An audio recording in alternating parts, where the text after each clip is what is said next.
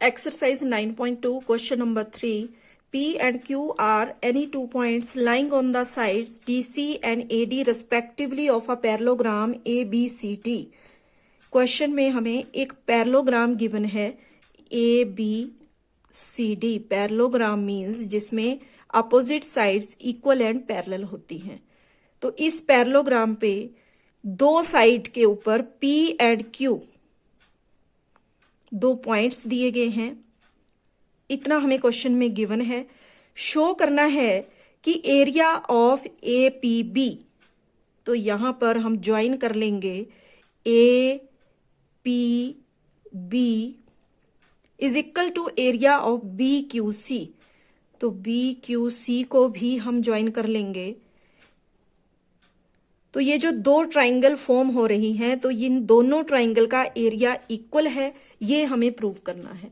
तो इसके लिए यहाँ जो गिवन था वो हमने लिख लिया, जो प्रूव करना है वो भी लिख लिया. अब यहाँ से प्रूफ स्टार्ट करेंगे. तो प्रूफ के लिए यहाँ हम पहले ले लेते हैं ट्राइंगल APB. तो ट्राइंगल APB एंड ये जो पैरेललोग्राम है, पैरेललोग्राम ABCD. अगर फिगर में देखें तो ट्राइंगल APB और पैरेललोग्राम ABCD ये दोनों सेम बेस पर हैं, दैट इज AB. तो यहां हम लिख सकते हैं कि triangle APB and parallelogram ABCD are on the same base, that is AB, and between,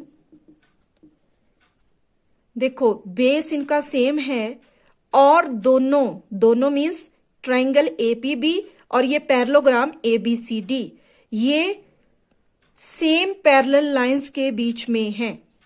between the same parallels कौन कौन सी है वो?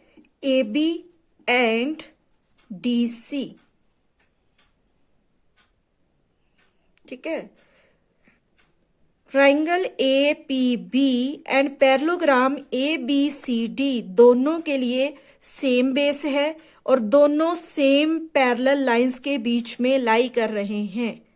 और इस सिचुएशन में हम ये कह सकते हैं कि area of triangle APB is equal to half area of parallelogram ABCD. ऐसा हम क्यों कह सकते हैं? क्योंकि हम जानते हैं और एग्जाम्पल नंबर 2 जो है बुक में उसमें प्रूव किया गया है कि जब किसी पैरेललोग्राम और ट्राइंगल का बेस सेम होता है और दोनों सेम पैरेलल लाइंस के बीच में लाई करते हैं तो ट्राइंगल का एरिया पैरेललोग्राम के एरिया के हाफ होता है. ये बात एग्जाम्पल नंबर 2 में प्रूव की गई है. तो इसलिए हम यहां पर लिख सकते हैं कि area of APB, triangle APB is equal to half area of ABCD. तो इसको दे देंगे इक्वेशन नंबर 1. सिमिलरली इसी तरह ये जो दूसरी ट्राइंगल है BQC, ट्राइंगल BQC, इसके लिए बेस है यहां BC. तो यहां similarly triangle BQC and parallelogram यहां हम बोल सकते हैं BCDA are on the same base, that is BC, and between same parallels. क्या है यहां पर parallels? BC and AD, BC and AD. Therefore, area of BQC is equal to half area of BCDA। इसको दे दिया हमने equation number 2। अब यहां पर ये जो BCDA है इसको हम इज इक्वल टू ABCD कह सकते हैं। क्यों? क्योंकि ABCD पैरेललोग्राम है और BCDA वो भी वही है, तो BCDA को हम ABCD यहां पर बोल सकते हैं। तो हियर यहां हम लिख सकते हैं BCDA, ये तो सेम पैरेललोग्राम है। BCDA is equal to ABCD ही है, क्योंकि यहां पर एक ही पैरेललोग्राम है। चाहे आप इसको ABCD बोल दो या CDAB भी बोल सकते हैं, ADCB भी बोल सकते हैं, है तो एक ही पैरेललोग्राम है। इसलिए हम कह सकते हैं कि BCD is equal to ABCD।